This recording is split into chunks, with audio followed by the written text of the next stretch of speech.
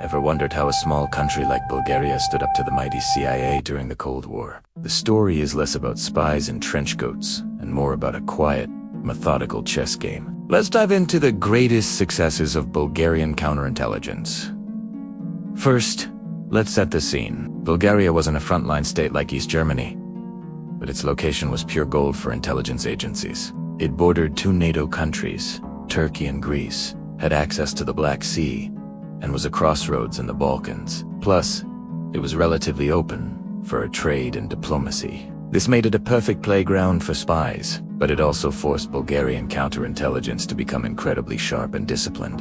In the early days of the Cold War, from the 1950s to the 70s, the CIA and Britain's MI6 tried to establish networks inside Bulgaria. They used émigré groups, sent agents illegally across the borders from Turkey and Greece, and relied on radio communications and couriers.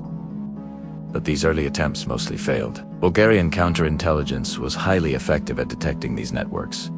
Almost as soon as they were formed, many were dismantled, while others were secretly turned. Bulgaria essentially took control of the enemy's own channels, using them to feed back false information. This was a classic counterintelligence move, similar to the famous radio games played by the Soviets, just on a Bulgarian scale. Now, this is where it gets really interesting.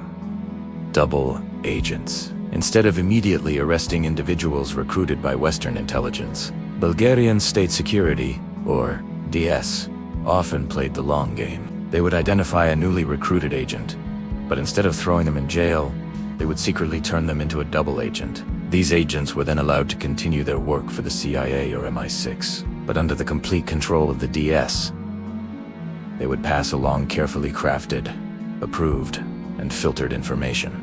This strategy was brilliant for a few reasons. It compromised Western intelligence channels, feeding them a distorted picture of what was really happening inside Bulgaria. It also allowed Bulgaria to manage the situation quietly, avoiding major diplomatic scandals that would come with arresting foreign-linked agents.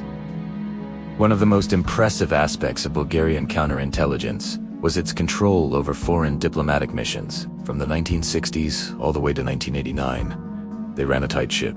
They were incredibly skilled at identifying which Western diplomats were actually intelligence officers operating under diplomatic cover. They knew who was who. These suspected officers were placed under continuous surveillance. Their movements were tracked, their contacts were monitored, and their ability to operate freely was severely restricted. In fact, Western intelligence agencies themselves often describe Bulgaria as a hard operating environment.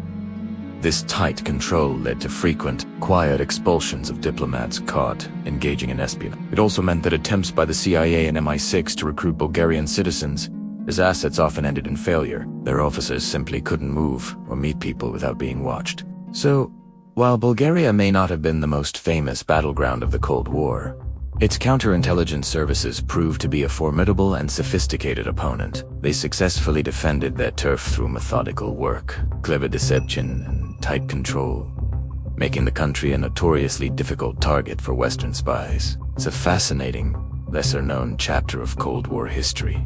Thanks for watching. If you found this interesting, make sure to like, subscribe, and hit the notification bell for more deep dives into the hidden world of See you in the next video.